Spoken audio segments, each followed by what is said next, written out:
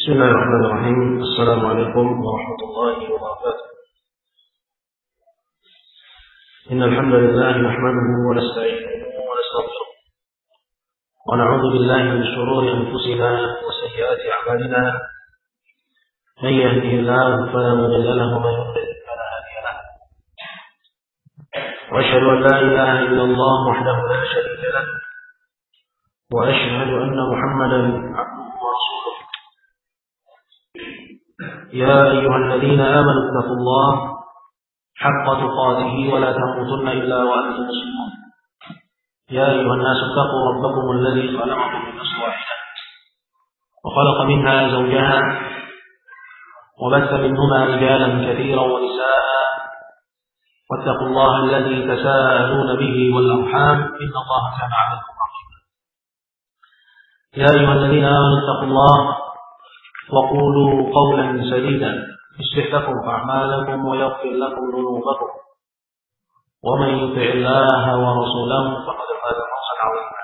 أما بعد فإن أصدق الحديث كتاب الله تعالى وخير الهدي هدي محمد صلى الله عليه وسلم وشر الأمور محدثاتها فإن كل محدثة بدعة وكل بدعة ضلالة وكل ضلالة في النار. A'adani Allah wa iyyakum minan nar. Hadirin kaum muslimin, saudara-saudaraku yang saya hormati dan saya muliakan. Kembali kita berkumpul di tempat ini di awal bulan Ramadan pada tahun ini. Dan kita berharap pada Allah Subhanahu wa taala kalau banyak pengajian di bulan Ramadan tutup. Alhamdulillah rutinitas kita semenjak kita mengawali kajian kita di Jakarta ini, justru Ramadan kita terus dan kita nggak libur. Nah, ini sudah berlangsung semenjak tahun 2000. Awal kali kajian kita diadakan di Alam waktu itu. Dan alhamdulillah sampai saat ini kita Ramadan, apakah kajian Sabtu atau Ahadnya kita nggak pernah kena libur. Justru di bulan Ramadan yang seharusnya kita tambah sebenarnya. Sebagian kaum muslimin justru mengurangi. Dan kita nggak bisa menambah, tapi hanya berusaha untuk konsisten dengan jadwal. Insyaallah taala semoga Allah tambahkan darinya pahala untuk kita. Dan semoga Allah Subhanahu wa taala catat ini semua sebagai amal saleh bagi kita. Jadi kita nggak kenal libur Ramadan. Mungkin nanti menjelang Id ya. Dan setelah Id itu pun kalau mungkin ada mepet-mepet sama Sabtu Ahad. Kalau ada mepet sama Sabtu Ahad biasanya dari juga libur. Seperti itu. Nanti ada pengumumannya dari panitia. Ikhwah sekalian yang saya hormati dan saya muliakan, kajian kita di pagi hari Ahad ini adalah berkenaan dengan kitab yang kita sudah ketahui bersama, dan juga insya Allah sudah pegang fotokopiannya. Yang nggak bisa baca aksara Arab ya belajar gitu ya. Nah, ya insya Allah sedikit demi sedikit akan terbantu. Kita ada banyak fasilitas yang kita upayakan. Ada kursus yang kita buat. Sistem berbayar itu hanya untuk membantu sebenarnya. Hanya untuk membantu kawan-kawan untuk konsisten. Yang kalau gratisan malah nggak bisa konsisten ya. Ini kalau yang pengen gratisan tak perlu juga. Cuman kita belum bisa adakan di sini. Dulu ada di sini. Ya, mungkin di masjid baru kita di Masjid Al-Muhajir Al-Ansar sana ada program untuk abang, yang untuk karyawan di malam hari. Sebenarnya itu untuk yang tinggal di sekitar. Ya kalau yang ingin jauh-jauh datang ya, kalau cuma nggak tahu sendiri gimana lalu lintasnya. Ikhwah yang dimuliakan Allah, kita dulu juga ada kajian bahasa Arab di kajian Ahad, ya, yang mengajar adalah santri dari Ma'had Madrasah Salafiyah kita di Depok. Jadi setelah kita belajar seperti biasa, ba'da zuhur itu ada 2 halaqah, yang masing-masing halaqah itu dipegang sama seorang pengajar. Nah, al-muhim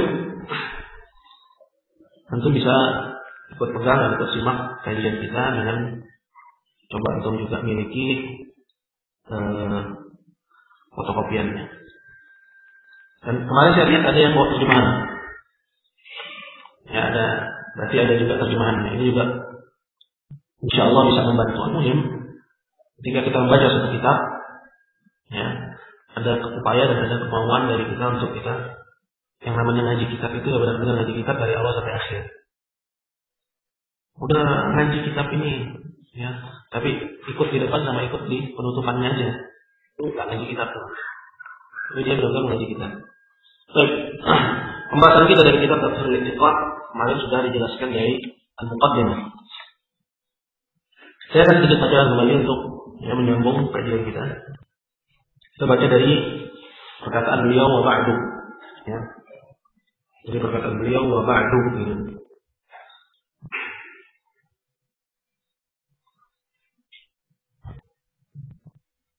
Baik, atau sebelumnya.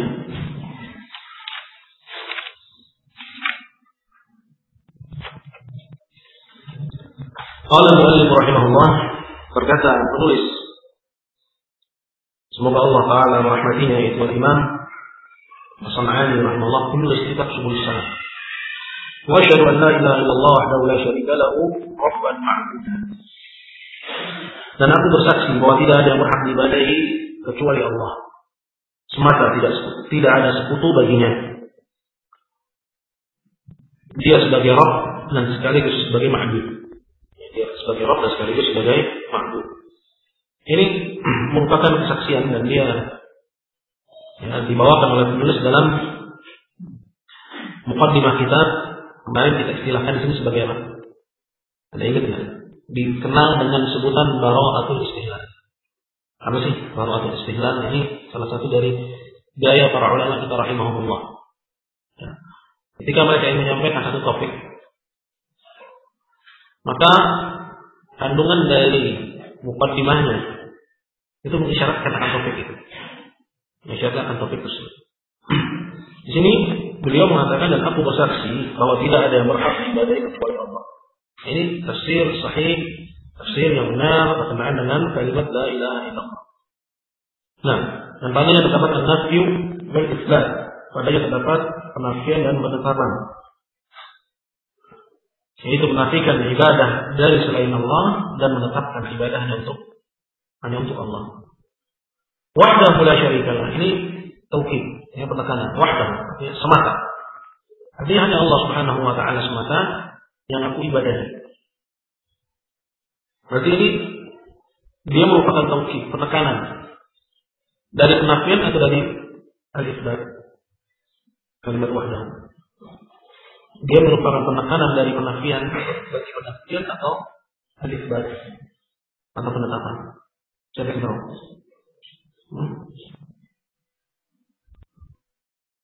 Ya.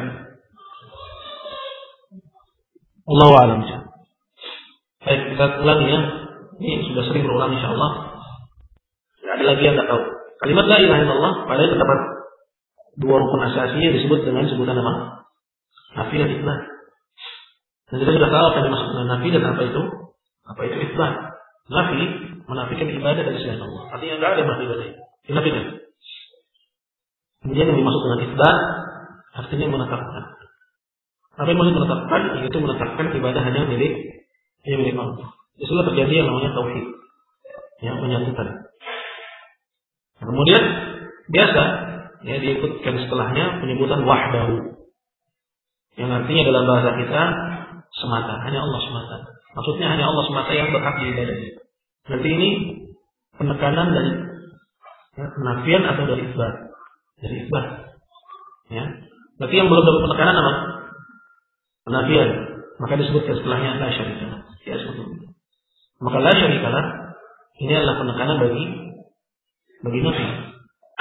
Ya, jadi ada nafi dan isbat, kemudian kedua-duanya sama-sama diberi penekanan. Wahdahu ini penekanan bagi ya isbat, la syarikalah ini penekanan bagi nafi. Baik. Baik.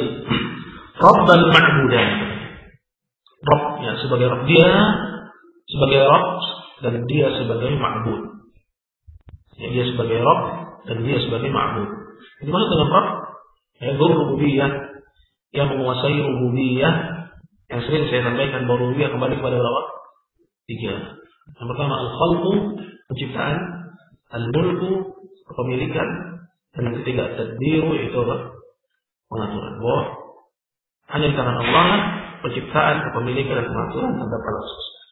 Nah, dan ma'budah itu artinya adalah makhluk. Makhluk artinya yang diibadahi. Nah, artinya selain dia sebagai Rabb, dia juga sebagai makhluk atau ma'bud. Nah, ini pengakuan seorang muslim. Berarti apa? Kalau seorang dia hanya mengakui rububiyah Allah, kalau muslim, dia sebagai muslim, bukan muslim. Kapan dia dinyatakan muslim? Sampai dia mengikuti pengakuannya terhadap rububiyah Allah, ya, dengan pengakuannya terhadap uluhiyah Allah. Maka di sini disebut dua-duanya. Yang pertama adalah apa? Rabban, dia sebagai Rabb, dan yang kedua ma'budan, artinya dia sebagai ma'bud atau sebagai makhluk yang diibadahi. Allah di sini, Pak. Qala wa asyhadu anna Muhammadan abduhu wa rasuluhu. Dan aku bersaksi bahwasanya Muhammad adalah hamba dan utusannya. Ya, kesaksian kita ya dari syahadat asalnya, syahadat yang kedua. Wa asyhadu anna Muhammadan rasulullah. Nah, ini menetapkan ya bagi Nabi kita Muhammad sallallahu alaihi wasallam dua hal. Yang pertama adalah bahwa dia sebagai abd, dia sebagai hamba. Dan yang kedua adalah rasulan, bahwa dia sebagai rasul. Dan penetapan terhadap dua hal ini bantahan kepada dua taifah. Sebagai bantahan terhadap dua taifah, dua kelompok. Ya, mana dua kelompok ini ya mereka ya mutanaqidan, yang saling bertolak belakang. Ya, bainal ya al-ifrat wa tafrid, sikap ya ekstrim kanan atau ekstrim kiri terhadap diri Nabi kita Muhammad sallallahu alaihi wasallam. Yang pertama adalah mereka yang hulu terhadap Nabi. Ya. Mencintai Nabi akan tapi dengan kecintaan yang berlebihan. Menyanjung Nabi dengan penyanjungan yang berlebihan. Hingga sampai mereka mengangkat Nabi yang melebihi derajat yang Allah Subhanahu wa taala berikan untuknya. Apa itu? Yaitu derajat dia sebagai hamba. Nabi diangkat ya dan disembah selain Allah Subhanahu wa taala. Namanya dipanggil ya selain Allah Subhanahu wa taala. Dipanggil dalam hajat dan kebutuhan yang dalam kondisi itu sebenarnya ya seorang hamba tidak dibolehkan kecuali hanya memanggil Allah Subhanahu wa taala. Ya seperti ya memanggil untuk ya minta keselamatan ya dan seterusnya. Sehingga akhirnya diibadahi selain Allah. Maka penyebutan bahwa Nabi sebagai abd, bahwa Nabi sebagai hamba, ini bantahan kepada mereka. Ini disebutkan oleh Imam Muhammad bin Abdul Wahhab rahimahullah dalam kitab beliau. Yang lainnya, abdun fala yu'bad. Beliau, dia sebagai hamba, maka tidak boleh diibadahi. Itu maksud dari penyebutan abd. Ini bantahan kepada mereka yang kelewatan dalam menyanjung Rasulullah SAW. Nah, yang kedua adalah penyebutan beliau sebagai Rasul. Dan penyebutan beliau sebagai Rasul ini bantahan kepada ekstrem kiri. Siapa mereka? Itu mereka yang menelantarkan hak Nabi Sallallahu Alaihi Wasallam. Seolah-olah dia bukan siapa-siapa. Syariatnya tidak diikuti, aturannya tidak dijalani, perintahnya tidak dilaksanakan, larangannya dilanggar. Dan dalam barisan mereka yang pertama adalah orang kufar, Yahud dan Nasara, dan kemudian al-munafiqun, dan termasuk dalam barisan tersebut adalah siapa? Al-usat, para pelaku maksiat dari kaum muslimin. Ya, maka disebutkan di sini bahwa ya dia sebagai Rasul. Artinya apa? Artinya perintahnya harus ditaati, larangannya harus ditinggalkan, aturannya diikuti. Maka Syekh Muhammad bin Abdul Wahhab ya, dalam perkataan beliau, abdun fala yu'bad, Nabi maka tidak boleh diibadahi, wa rasulun fala yukadzdzab. Dan beliau adalah sebagai seorang rasul maka tidak boleh didustakan. Apakah dengan takdzib, dengan pendustaan mengatakan bahwa dia bukan nabi, atau dengan tidak mengindahkan syariat dan aturannya. Kita mohon kepada Allah Subhanahu wa taala semoga kita diberikan oleh Allah Tabaraka wa taala kemudahan dalam mengikuti syariat Rasul kita Muhammad sallallahu alaihi wasallam. Selanjutnya berkata al-muallif, kata beliau waqal alladhi amarahu an yaqul, yaitu nabi yang Allah perintahkan kepadanya untuk mengatakan qul la amliku li nafsi naf'an wala dharran illa ma syaa Allah. Katakanlah wahai Nabi, aku tidak memiliki untuk diriku sendiri tidak kemanfaatan dan tidak pula kemudaratan. Maksudnya apa? Maksudnya Allah menyuruh Nabi kita untuk dia mengatakan ke hadapan sekalian manusia, termasuk di situ al-kuffar dan juga al-muslimun. Mengatakan apa? Yaitu mengatakan kalau dirinya sendiri dia tidak memiliki kekuasaan dalam hal kemanfaatan ataupun dalam hal kemudaratan. Maksudnya Nabi nggak sanggup untuk memberi kemanfaatan untuk dirinya sendiri. Tidak bisa. Atau menolak kemudaratan dari dirinya sendiri. Nabi juga tidak bisa. Nabi juga tidak bisa. Illa masya Allah, kecuali apa yang dikehendaki Allah. Artinya apa? Artinya bahwa kekuasaan terhadap dua perkara tersebut itu hanya ada di tangan Allah. Bagaimana tingginya derajat Rasulullah, Nabi kita Muhammad sallallahu alaihi wasallam, bahwa dia adalah kasih ar-Rahman, tapi dalam hal yang memberi kemanfaatan atau menolak kemudaratan, jangankan untuk orang lain, untuk dirinya saja dia tidak mampu. Ini disebutkan oleh al-muallif dalam muqaddimahnya. Ini menunjukkan akan apa? Akan kandungan dari kitab yang akan dibahas. Artinya apa?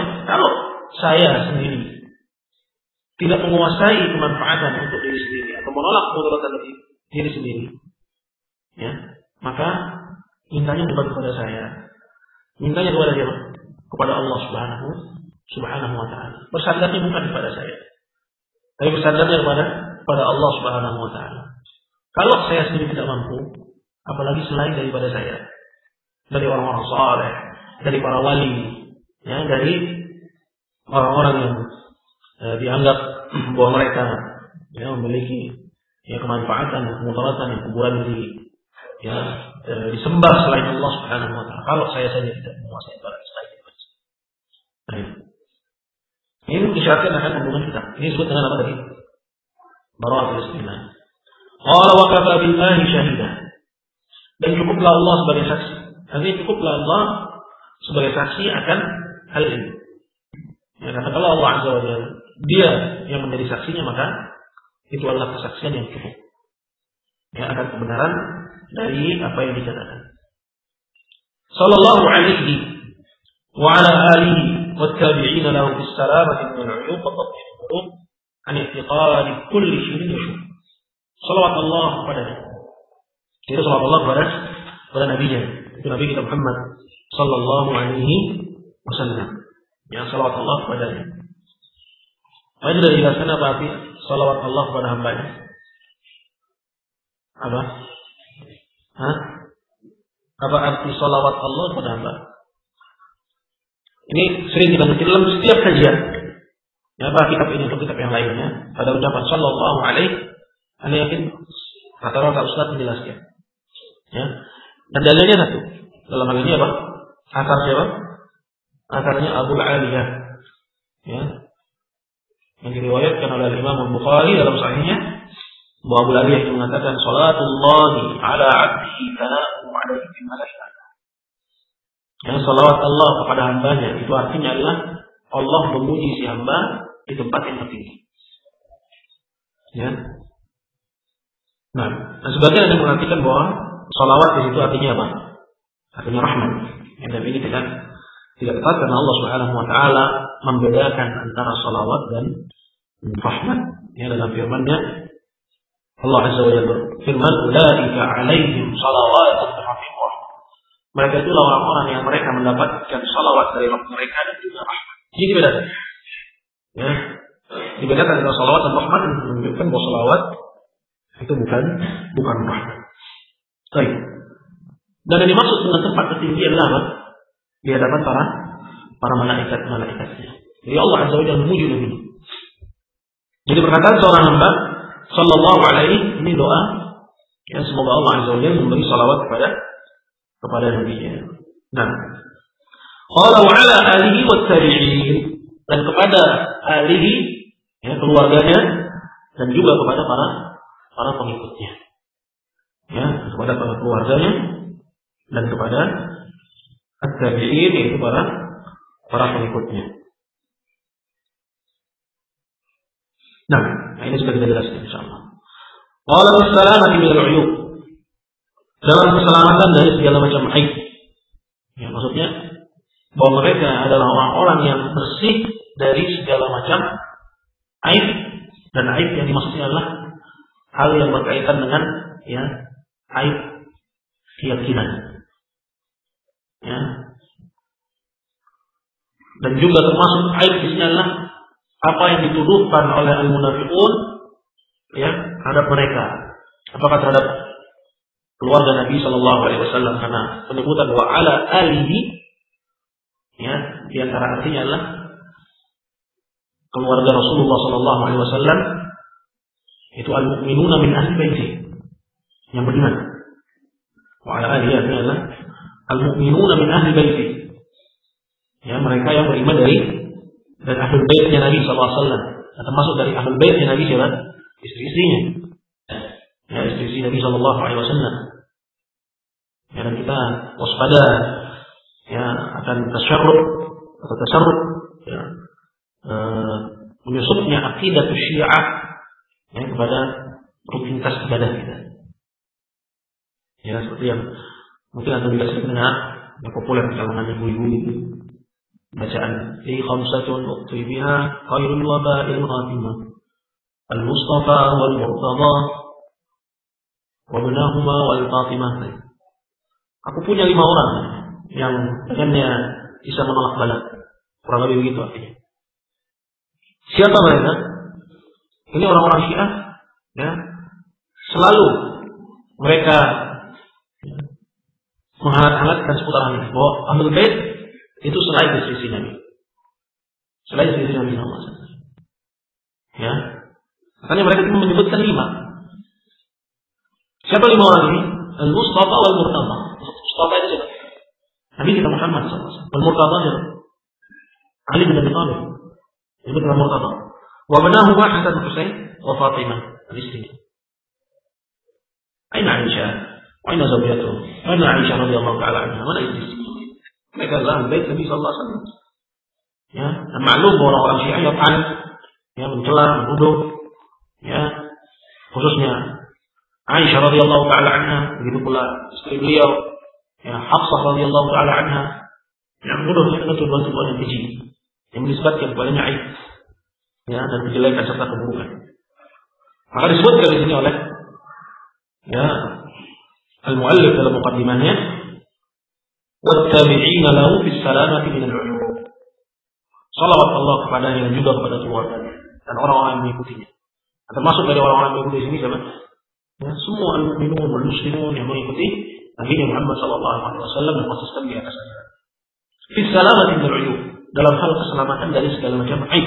Aib apakah itu? Aib i'tiqadi, keyakinan, atau aib amali? Atau aib dalam hal perbuatan.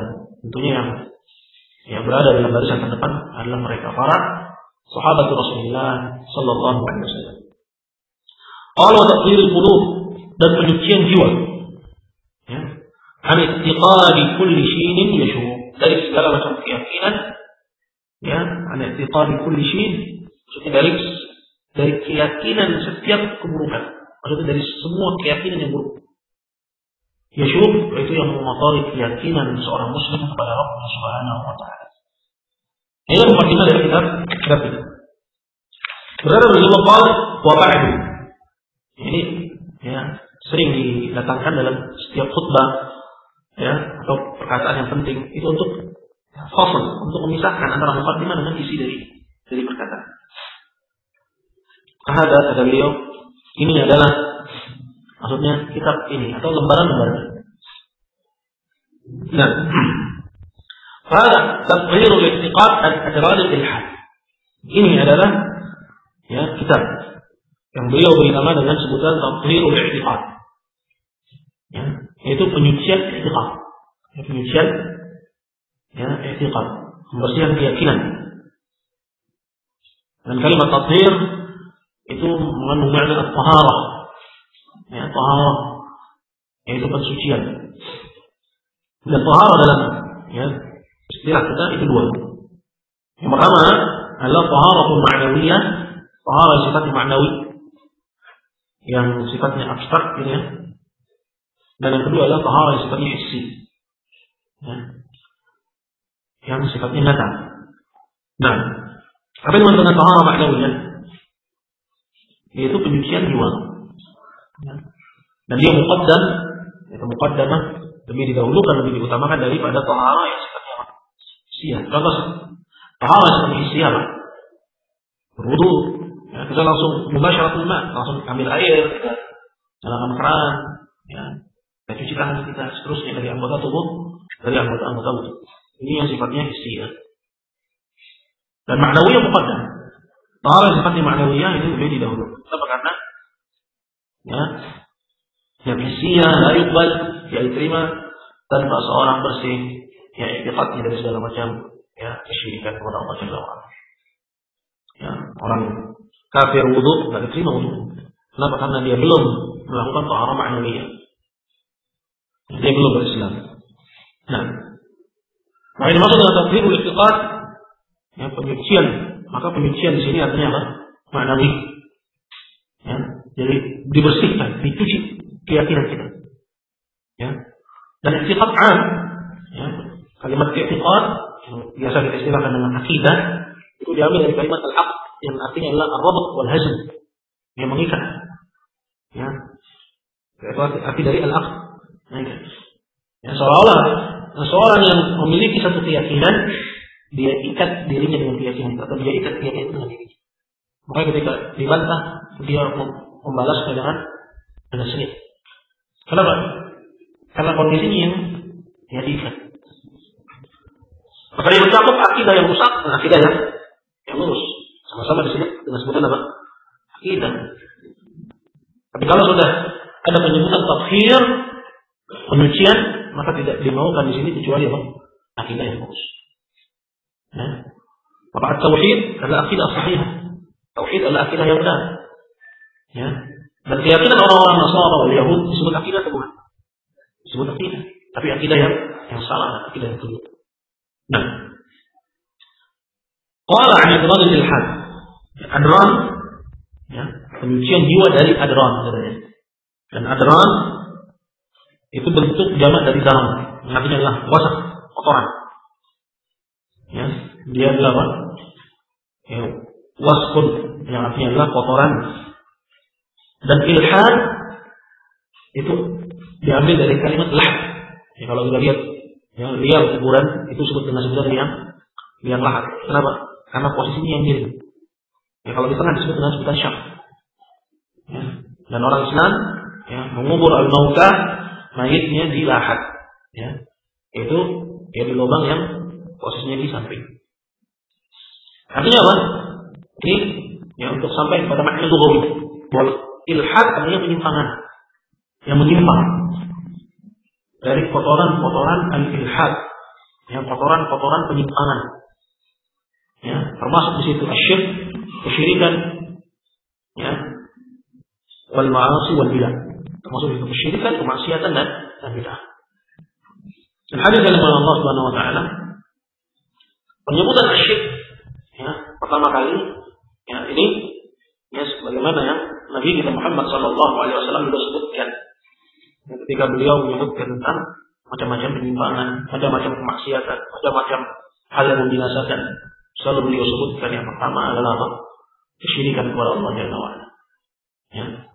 Seperti dalam sebuah hadis yang sahih Nabi mengatakan, "Ijtanibu as-sab' al-mubiqat." Hindarilah oleh kalian 7 perkara yang membinasakan. Pertama kali disebut oleh Nabi adalah apa? Asyirk billah. Adalah kesyirikan kepada Allah Subhanahu wa ta'ala. Ini menunjukkan bahwa pangkal dari kerusakan itulah kesyirikan kepada Allah. Sebagaimana kebalikannya, pangkal dari perbaikan itu adalah tauhidullah, tauhidnya Allah. Maka semua pihak yang mengharapkan perbaikan umat hendaknya mereka yang memulainya dari dakwah tauhid, mengajak manusia kepada tauhid, ya, dan memperingatkan mereka dari bahaya kesyirikan kepada Allah Jalla wa Ala. Nah, kata beliau qala wajib alayya ta'lifuhu wa ta'ayyana alayya tarsifuhu. Telah wajib atasku untuk menulis kitab ini. Ya. Itu dalam rangka inkarul munkar, dalam rangka mengingkari kemungkaran. Dan dimaklumi bahwa a'zamul munkar, kemungkaran yang paling besar adalah kesyirikan kepada Allah Jalla wa Ala. Wa ta'ayyana alayya tarsifuhu. Dan telah yang menjadi wajib ain atasku, ya, untuk, ya, menjelaskan, ya, dan menerangkan hal ini. Lima ra'aituhu wa 'alimtuhu min ittikhadil andad fil amsar wal qura wa jami'il bilad. Karena apa yang telah aku saksikan dan aku ketahui dari diambilnya tandingan-tandingan di segenap negeri, ya, fil amsar, ya, bentuk jamak dari dusur, ya, artinya apa? Negeri-negeri, wal qura. Al-qura bentuk jamak dari apa? Qarya. Ya. Wa jami'il bilad. Qura artinya desa-desa. Wa jami'il bilad, dan semua, ya, penjuru, ya, negeri. Hadis Allah.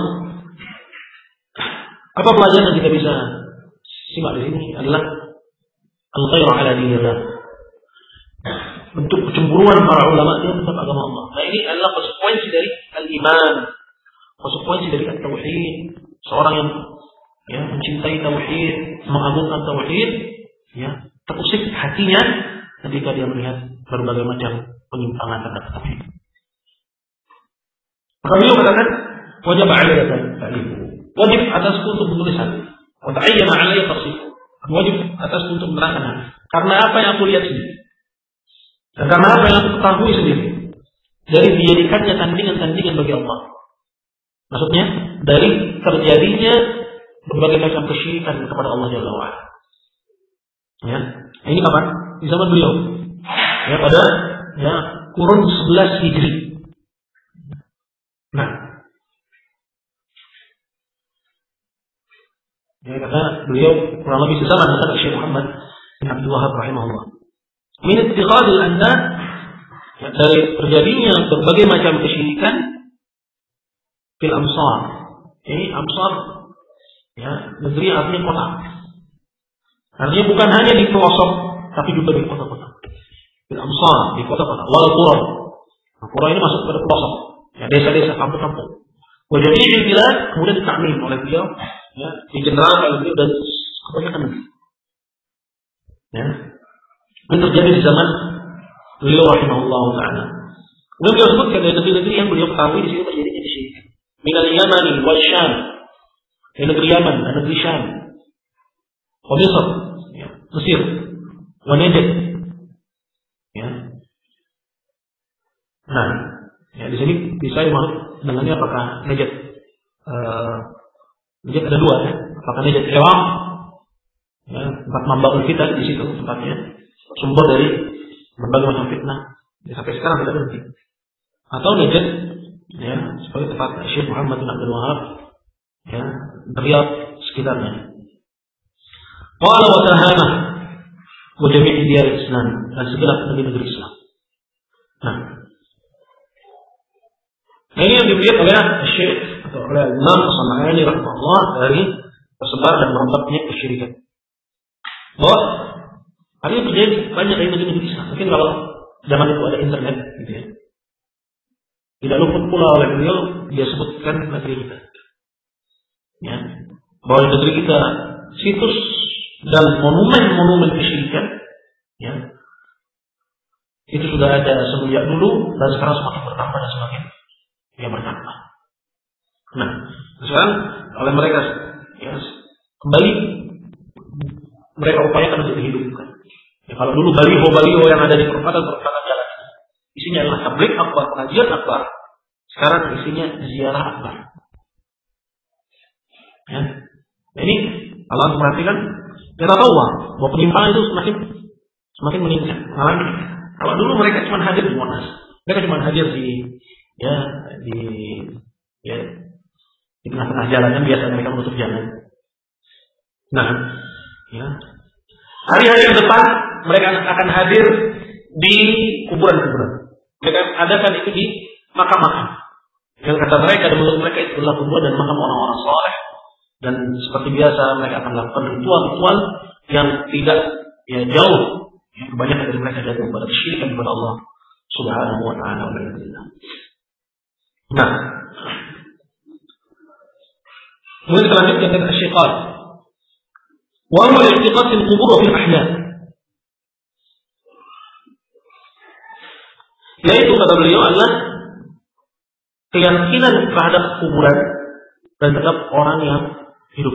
Ya. Seperti yang tadi sudah dijelaskan bahwa kesyirikan yang banyak disinggung oleh Imam As-San'ani di sini umpamanya. Ya. Ini dari apa yang beliau lihat dan dari apa yang beliau dapat di masyarakat. Ya. Dua macam tersebut adalah yang pertama keyakinan terhadap kuburan. Bahwa kuburan yanfa' wa yadur, bisa memberi manfaat, bisa menolak mudarat, bisa mendekatkan diri kepada Allah, bisa menyampaikan hajat kita kepada Allah. Ini keyakinan terhadap al-mauta, keyakinan terhadap orang mati. Ya, apakah si mayit itu orang saleh, dia wali atau nabi, ya, atau habib misalnya, atau kiai atau ajengan, atau sebenarnya dia itu orang saleh, bukan orang saleh, ya, di masa hidupnya melakukan berbagai macam kemaksiatan kepada Allah dengan alasan bahwa saya adalah wali. Kemudian ketika mati diibadahi selain Allah Subhanahu wa ta'ala. Nah, ini keyakinan terhadap al-mautah, terhadap orang-orang yang mati. Nah, kesyirikan terjadi dalam jenis yang satu. Ya, kalau ini kita banyak semua sudah tahu. Dan yang kedua yang disinggung oleh penulis, wa bil ahya, dan juga kesyirikan yang terjadi berkaitan dengan keyakinan terhadap orang-orang yang mati. Ya. Syekh-syekh tarekat, ya, pemimpin-pemimpin ponpes misalnya, yang diyakini bahwa mereka adalah wali yang mengetahui yang gaib, ya. Nah, sehingga mereka bertanya kepada mereka, ya, tentang benda hilang, ya, tentang orang hilang, meminta peruntungan. Ya, kalau antum datangi ke penjual makanan, dari mana mereka dapat jimat-jimat, mereka bilang dari ponpes. Ya, mereka bilang ini dari kiai fulan, dari kiai Allah, di sini, di sana. Ya, ini keyakinan terhadap al-ahya, terhadap orang-orang yang masih hidup.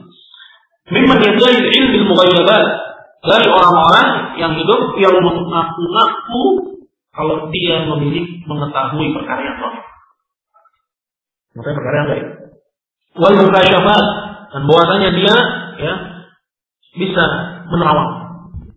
Ya, kalau dalam bahasa kita, ya, nah ini kerjaan yang biasa dilakukan oleh paranormal, dukun, kiai juga nggak ketinggalan. Ya, sehingga dia, ya, dikatakan mengetahui hal-hal yang mana perkara itu tidak diketahui sebenarnya kecuali oleh Allah Subhanahu wa ta'ala. Nah, wa min ahli al-fujur, padahal dia adalah termasuk pelaku maksiat. Padahal dia adalah termasuk pelaku maksiat. Karena biasa kita dapat dari kiai-kiai tarekat yang mereka dianggap tokoh oleh umat, ya, panutan, ya, padahal mereka adalah orang-orang yang menghalalkan Allah Subhanahu wa ta'ala. Menikah lebih dari 4. Ya. Minum khamar, ya, melakukan zina, ya, menghalalkan Allah Subhanahu wa ta'ala haramnya. Ya, dan perbuatan yang lainnya yang tidak diridhai oleh Allah. Ya. Wajibun salat, meninggalkan salat dengan alasan bahwa dia telah sampai kepada derajat yakin, sehingga terangkat darinya beban takalif, beban syariat. Tidak ada lagi istilah halal, haram pada mereka. Ini diyakini oleh orang-orang yang menjadi pengikut mereka. Sehingga apapun yang diperbuat oleh mereka itu halal, sah-sah saja. Sah-sah saja. Lihat bagaimana, ya, yang diperbuat oleh, ya, mantan presiden kita dulu. Ya, dari perbuatan-perbuatan yang menyimpang yang diyakini oleh pengikutnya orang-orang yang dulu, ya, bahwa itu tidak berpengaruh apa-apa. Bahwa itu adalah perbuatan wali. Setelah mereka kiai mengeling, ya, kiai nakal. Yang tinggal lagi kiai yang lain, ribut-ribut tentang idol, mungkin antum dulu sempat ya simak juga. Pak Kiai ini buat lukisan, ya idol yang sedang menari beliuk-beliuk dikelilingi oleh para santri. Itu populer. Dan itu dianggap hal yang biasa. Melukis biasa, melukis porno biasa. Bahkan yang lain yang mengatakan bahwa Al-Quran kita paling porno. Ini perbuatan yang seperti itu. Nah, alhamdulillah, ya, kesyirikan dari jenis ini bukannya nggak ada. Dan itu sudah ada semenjak masa yang lalu. Dan penulis menceritakan tentang apa yang dia dapati di masyarakatnya. Dan ini menjadi ya model ya dari apa yang kita saksikan di tengah-tengah kita. Karena apa yang diekspor ke negeri kita, apa yang dibawa ke negeri kita oleh mereka, itu sumbernya pun dari sana, dari negeri apa. Ya, sehingga kemarin pun juga kita mendengar ada seorang yang dijulukan bahwa dia adalah ahli bait, tapi mereka juga ya tertuduh ya melakukan perbuatan-perbuatan yang menyimpang dengan muridnya. Nah, ya dengan alasan bahwa dia adalah wali dan apa yang dia perbuat adalah tuntutan dari ya kewalian. Fa ila Allah ya. Ini jenis yang kedua, yaitu kesyirikan yang kaitannya dengan ya keyakinan terhadap orang yang hidup. Dimana dia mengakui ilmu yang gaib, mengaku mengetahui perkara yang gaib. Ya. Padahal dia adalah termasuk dari ahli fujur, pelaku maksiat, la ya'budu lil muslimina masjidan. Ya. Tidak ikut sholat jamaah dengan kaum muslimin, itu biasa.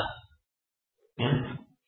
Jadi kalau wali dalam istilah mereka, ya, itu sholatnya di Mekah, sholatnya di Ka'bah.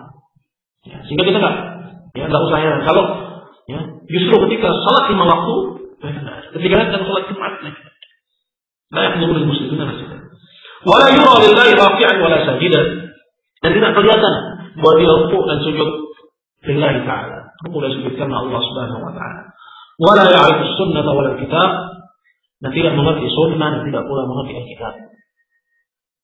Tidak mengerti sunnah, tidak mengerti al-hadis, tidak pula mengerti ayat Al-Quran, yang tampak dalam ceramah-ceramahnya, ya, yang kosong dari al-adillah, ya. Dan yang mengetahui ini adalah mereka yang membandingkan, mereka yang sudah terkena pancaran sunnah, kemudian mendengar apa yang mereka sampaikan, maka dia akan tahu bahwa apa yang mereka sampaikan itu kosong dari adillah, apakah hadis ataupun dari Al-Quran. Wala yahabul ba'd wala hisab, dan tidak takut terhadap hari kebangkitan dan tidak pula hisab hari kebangkitan. Al-Min Asy'atani, perkara kedua dari ya dua macam kesyirikan yang terjadi yang dikisahkan oleh penulis. Qala fa wajibun 'alayya, kata beliau, maka wajiblah atasku an unkira ma aujaballahu inkaran, untuk mengingkari apa yang telah Allah Azza wa Jalla wajibkan atasku mengingkari. Maka ini terdapat ya takdiah, ya ingkarul munkar, menunaikan apa? Ya selain amar ma'ruf juga apa? Nahi munkar. Ini wajib atas segenap ya manusia. Ya, tapi wajibnya wajib apa? Fardu ain wala kifayah. Ingkarul munkar, mengingkari kemungkaran hukumnya adalah fardu kifayah. Fardu kifayah. Apa yang maksudnya fardu kifayah? Idza qama bihi man yakfi saqata 'anil baqi. Apabila sudah ada ya jumlah yang cukup, maka gugurlah kewajiban itu atas yang lain. Tapi apabila belum tercukupi, maka semuanya ya tahmilun al-itsm, menanggung dosa. Ya, semuanya menanggung dosa. Nah, qala wa akunu minal ladzina yaktumuna ma anzalallahu bidharahu, sehingga aku tidak menjadi termasuk orang-orang yang menyembunyikan apa-apa yang telah Allah Subhanahu wa taala wajibkan kepadaku untuk aku dapatkan, yaitu ilmu ya, at-tauhid was sunnah, ya, di mana Allah Subhanahu wa taala telah wajibkan kepada segenap umat untuk menampakkan al-haq, menyatakan kebenaran, ya, mendakwahkan at-tauhid dan juga as-sunnah, khasatan terlebih lagi apabila seseorang yang melihat ya kemungkaran di hadapannya. Nah, ya tentunya dengan ya aturan seperti yang dijelaskan para ulama kita rahimahullah. Ya. Dan disebutkan oleh ya Syekhul Islam Ibnu Taimiyah rahimahullah sedikit dari kaidah muhimmah, satu kaidah yang penting berkaitan dengan menunaikan ingkar munkar. Kata beliau, "Wayakun amruka bil ma'ruf ma'rufan." Jadikanlah perintahmu terhadap perkara yang ma'ruf atau ajakanmu terhadap perkara yang ma'ruf, dakwahmu kepada perkara yang ma'ruf itu caranya ma'ruf. Ajakanmu terhadap kebaikan itu caranya baik. Nah, wayakun amruka bil ma'ruf ma'rufan. Nah,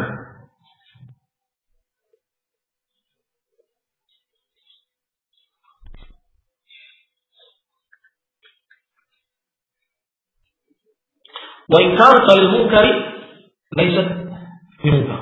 Dan yang kedua, bentuk pengingkaranmu terhadap perkara yang munkar itu caranya juga tidak munkar.